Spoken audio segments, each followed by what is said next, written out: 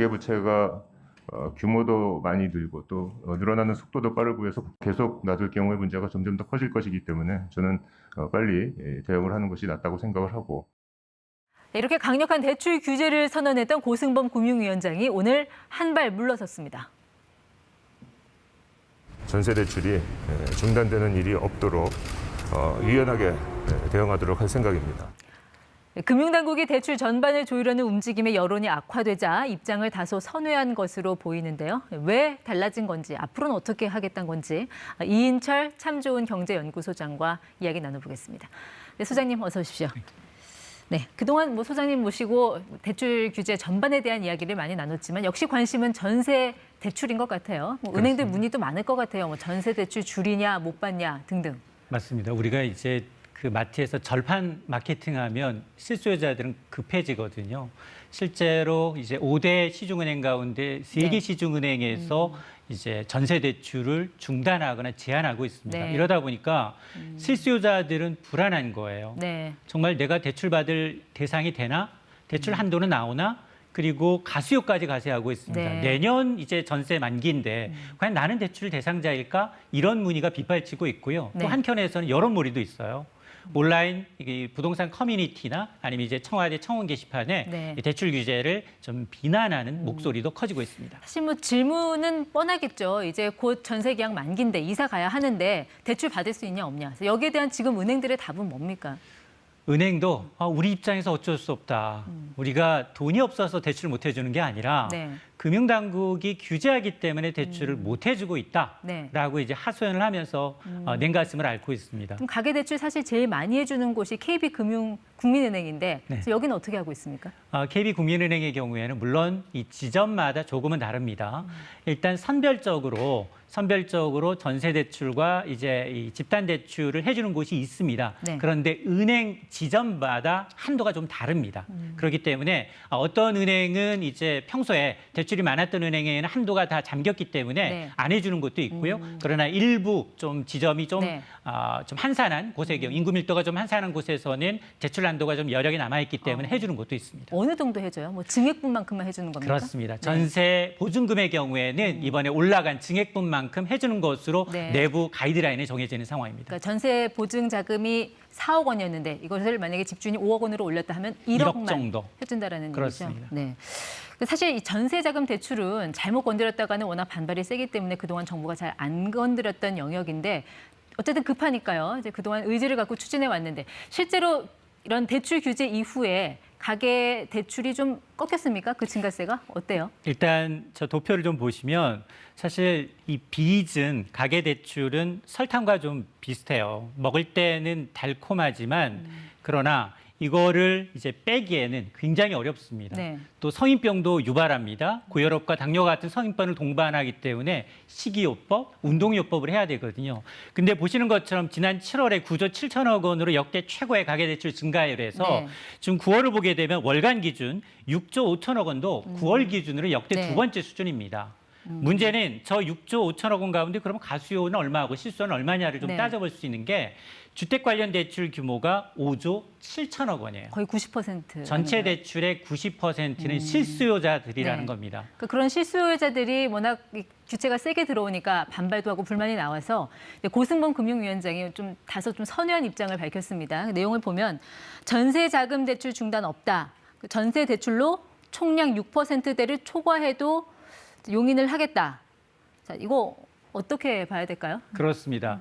이미 하반기 들어서 NH농협을 시작으로 해서 올해 금융당국의 가이드라인 총량 5에서 6% 증가분을 이미 다 찼습니다. 네. 그래서 이제 시중 3개 은행이 대출이 정상적으로 이루어지지 않고 있는데 그러나 청와대 청원 게시판에 이런 불만의 목소리가 높아지니까 네. 최근에 문재인 대통령까지 나서서 이 전세 대출 무주택 실수요자들까지 네. 이제 대출에 가로막혀서 차질이 빚지 않게 하라라는 네. 지시가 내려왔습니다. 그럼 전세 대출은 이제 규제에서 예외로 해주겠다는 그런 의미인가요? 그렇습니다. 그래서 오늘 오전에 나온 대책이에요. 그동안 금융당국의 스탠스는 전세 대출도 계속해서 총량 규제를 하겠다라는 네. 입장이었는데 두 가지를 얘기했습니다. 전세 자금 대출은 중단 없이 연말까지 이어진다. 네. 그리고 전세 대출은 총량 규제 6%를 초과한다 하더라도 용인하겠다. 그러면 정부의 특히나 금융당국의 가이드라인이 아마 다음 주 정도에 나올 것으로 보이는데 네. 그 이후에는 지금 가장 먼저 문을 닫은 NH 농협에서도 네. 전세 대출을 받으실 수도 있을 수 있겠습니다.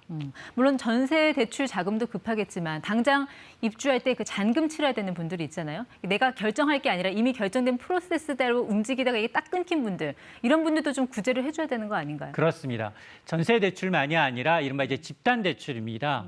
그동안 이제 수십 년 동안 이제 무주택자로 있다가 아파트 네. 분양을 받아서 정말 입주를 손꼽아 기다리고 있는데 입주 한두 달을 남기고서 집단 대출, 마지막 잔금 대출이 막힌 겁니다. 네. 자, 이분들의 분노는 극에 달하고 있는데요. 입주를 못하게 되면 어떻게 될까요?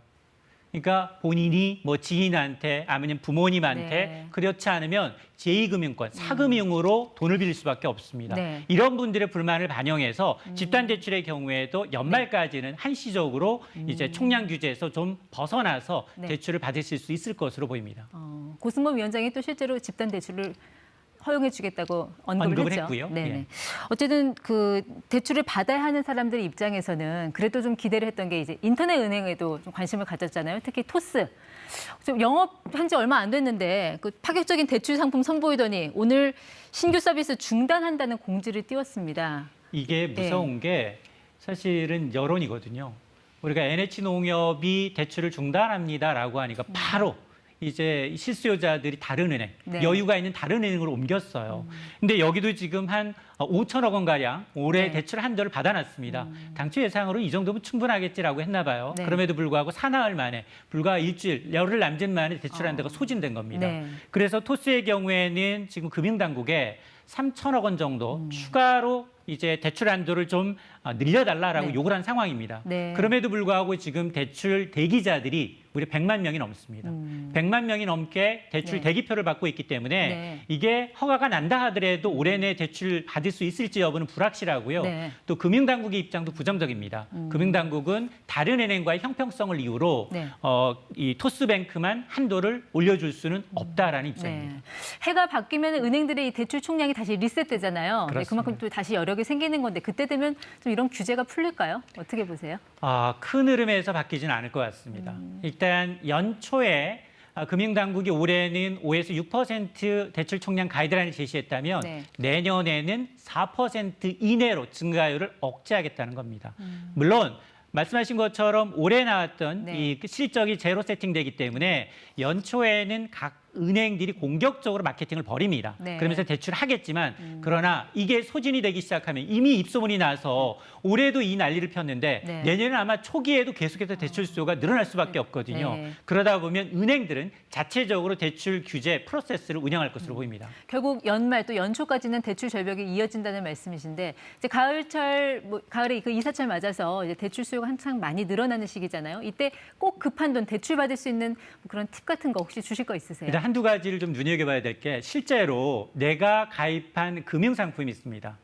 연금이라든가 보험이라든가 네. 이걸 담보로 이제 해약환급금 이내에서 이제 보험 계약 담보 대출이 있습니다. 이 부분이 실제로 늘어나고 있고요.